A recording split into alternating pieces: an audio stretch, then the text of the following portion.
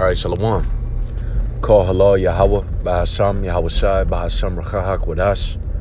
Double honors unto the apostles and the elders of the great millstone that rule well. Peace, blessings, and salutations to all you brothers doing this work in truth and sincerity, always in charity, presenting your bodies as a living sacrifice. All right, this is your brother Mala Akia from the great millstone camp, the branch out in Des Moines, Iowa, coming at you guys with another lesson. When the Spirit just had me meditating this morning, I seen something that kind of irked me this morning, and it was cold, because us being spiritual men, right? Matter of fact, I'm gonna start off with that. Things of spirit.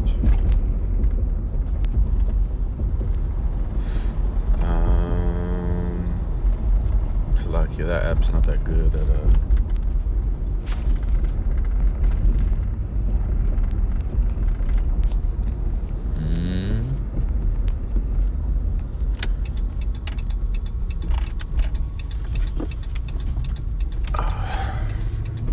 It says 1 Corinthians chapter 2 and verse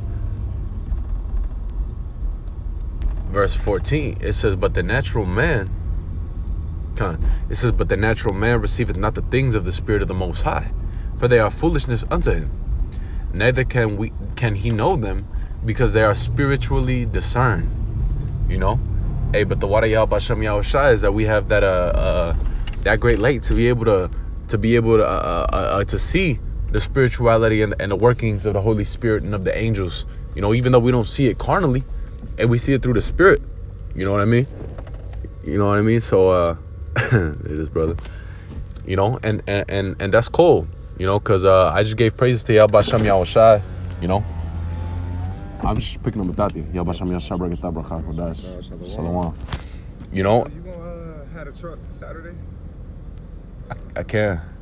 Okay, because I just talked to the garbage dude, and he was talking about they couldn't pick up my piano because it was too heavy.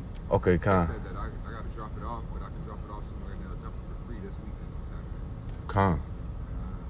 We'll get my workout on. All right, Joe. Shalom. Salakia, I came to pick up the brother for work. Came out and talked to me, so Salakia for that. But it's cold because we could tell those things in the Spirit, man. Because the first thing I did, I was like, man, the Lord's cold. How we just put that in my mind? Because instead of me getting worked up or flustered, obviously, you feel the flesh, but the Spirit kicks in, man. Takes away your troubles, your cares, and the Spirit kicks in. Because we've received the Spirit of Yahweh Hashem Yahweh Shai, so we have that discernment. Man, the Lord's cold, man. So I seen that this morning and it irked me, and the first thing that happened was boom. The Lord gave me that precept. And I'm gonna start off with that precept right here. This is Sirach chapter 30. I hope she can get through. This is Sirach chapter 30 and verse 21. It says, give not over thy mind to heaviness, and afflict not thyself in thine own counsel. Give not your mind into heaviness, man. So there's certain things that are going to happen within our day-to-day life, that are going to bug us, that are going to irk us, that are going to try and make us mad. Hey, what did the Lord tell the disciple? I believe it was Peter. Yeah, what did the Lord tell Peter? He said, Peter, he said, Satan had desired you that he may sift you, as wheat. And when you go into that word sift, it goes into inward agitation. So Satan's going to come at us in different aspects in our life and really just try to mess with us, man. Try to get us off track. Try to distract us to where we're not being as diligent or whatever the case may be, man. To where now, guess what? My mind is being given over to heaviness, and all I could think of is this problem that's bothering me, and how am I gonna do this and how that, and hey, man, instead of saying screw it, having that stoic mindset, right? Brothers that going into that stoic. I know the brother you call here, really being that stoic, being unfazed, being unbothered by things, and accepting things to be what they are, Whether the Lord has this happen, whether the Lord has that happen, hey, guess what? It's the Lord's will. So whatever. I'm going to keep it pushing. I'm going to keep doing my part. Whatever the case may be, man. My family's coming against me. Guess what? You know what? The Lord wrote that it's the Lord's will. And that is what it is. I'm going to keep pushing. I lost this. Whatever. Keep it pushing. It says, and afflict not thyself in thine own counsel, right? You don't dwell in that shit, man. You don't continually bring it up and think of different ways and how, this probably is happening and making assumptions, because you can make assumptions. You might have a problem with a brother. You might have a problem with your woman. You might have a problem with somebody in the world, with your boss, whatever the case may be. And then you start making assumptions within your mind. They probably thinking this and they probably talking shit about that and they do whatever, And that's what we ought not to do. Okay. It says, the gladness of the heart, right? The mind, the gladness of the heart is in the life of man, and the joyfulness of a man prolongeth his days. And there's a precept that says, whether a man be rich or whether a man be poor, I'm gonna roughly paraphrase it. Whether so as long as he has a fear of the Lord, all his days shall be joyful, or he shall rejoice in all of his days. Why? Because we rejoice in the fact that we understand that this is the Lord's will, that we understand that the Lord put us on this side, that we are to be a base, man. We're not to be on the top right now. It's not our time. We understand that these people out here in the world, in this society, even though there are people, man, these niggas can't love us, man. The Israelite woman can't love us, man. Our family might not understand this gospel because what? Because the Lord didn't make it accessible unto everybody. He told Ezra, I have not shown this unto all. I have showed this unto you and to few men like thee. So this is a precious gift that we have within this corrupt, fallen society. Okay. It says, and prolongeth his days. Love thine own soul and comfort thy heart. And how do we comfort our heart? This is the comfort in our affliction. Psalms the 23rd chapter. Thy rod and thy staff, they comfort me. The comfort within our afflictions are these words, man. The Holy Spirit. The record that Yahweh Shem Yahushua hath left behind for us in these latter days. Why? Because all things were written for our learning, that we through comfort and patience of the scriptures might have hope. Okay, so all the things that are written are to keep us pushing, man. To motivate us, to comfort us, to encourage us, to edify us. So on and so forth. It says, comfort thy heart, remove sorrow. That's where I was at, right? Yeah. Love thine own soul and comfort thy heart, comfort thy mind. And that's the importance of staying in the spirit, man, staying in our word. Because the more we read, the more we're going to have that comfort. The more it's going to be stirred up in us when we go through these things, when we go through afflictions. You might be going through something and then all of a sudden, the Spirit gives you a precept that you might have read 4 months ago, in your mandatory read or in your personal read, or just a psalm that you might have read. And the Spirit will stir those things up and bring them to your remembrance again. Okay? It says, for sorrow hath killed many, and there is no remove sorrow far from thee. Remove that from you, man. You start feeling down and out, cast that shit off, man. The scriptures say, cast your burdens upon the Lord, for he hath cared for us, right? It says, for sorrow hath killed many, and there is no profit therein. Envy and wrath shorteneth the life. So there's no reason to have envy towards somebody, whether it be a brother, especially if it be a brother, man. Okay? But even niggas in the world, because we understand that the Lord has them under the curses, that they're under the curses. They have an evil eye towards their brothers, and they can't help but to be niggas. The people that might do you wrong, your woman acting this way, that is what it is on this side, man. We're not, because the Lord has it to where we're not comfortable on this side. We're not to be comfortable. We get comfortable, we get complacent, man. Jake get a little bit of comfort, they want to relax, they want to chill, they want to kick back. That's not how we should be.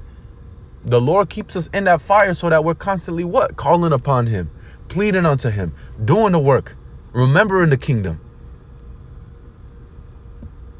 For sorrow hath killed many, and there is no profit therein. Envy and wrath shorteneth the life, and carefulness bringeth age before time.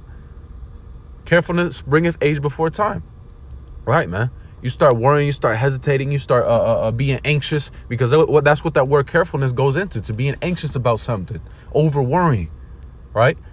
So when you start being anxious about this and how am I gonna do that, it really, when you go into it, all that brings sickness. It brings fatigue. It brings a weight gain, so on and so forth. All these things that are detrimental to your health, that are catabolic to your health. Instead of helping building you up, you're setting yourself back. You're digging yourself in a deeper hole. Okay, so it's understanding that it's the will of the Lord and letting it be what it is, man. Not giving our mind unto heaviness.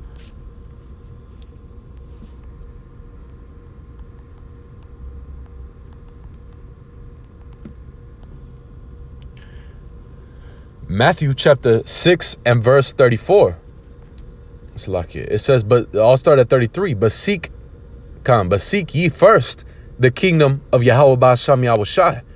Right? That's what our minds should be on. That's what comforts our minds, our hearts.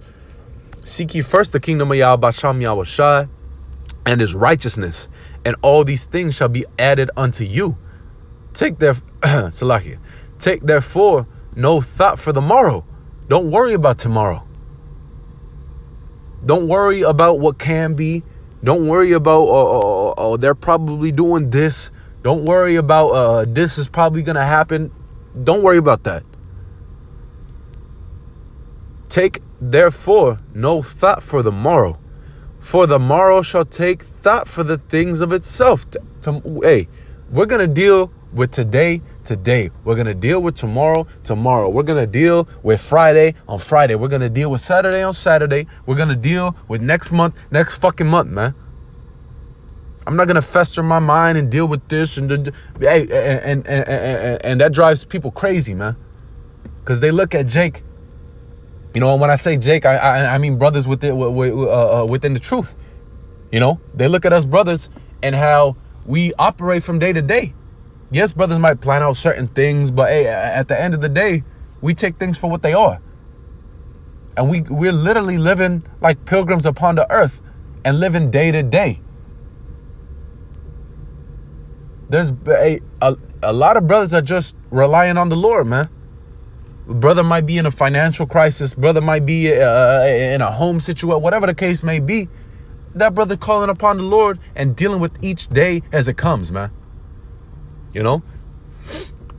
It says, take no thought for the morrow, for the things of for the morrow shall take thought for the things of itself. Sufficient unto the day is the evil thereof. There's enough evil today for us. Basically, there's enough, and salahia for my language, there's enough shit going on today to worry about, to where I shouldn't be afflicting myself in my mind thinking about the things that are going to be tomorrow, the things that are going to be next week. There's so much things going on just today. I got to deal with this. I got to go pick up this person. I got to go buy diapers. I got to go do this. I'm on a tight schedule. I'm going to catch hell at work. I'm going to deal with every day as it cometh.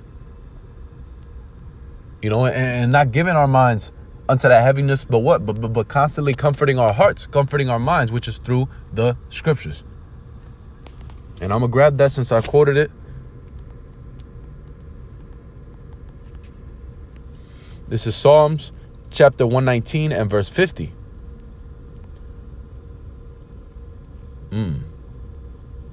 Verse 49. Verse 48, Salakia. Psalms 119 and verse 48. My hands also will I lift up unto thy commandments, which I have loved, and I will meditate in thy statutes.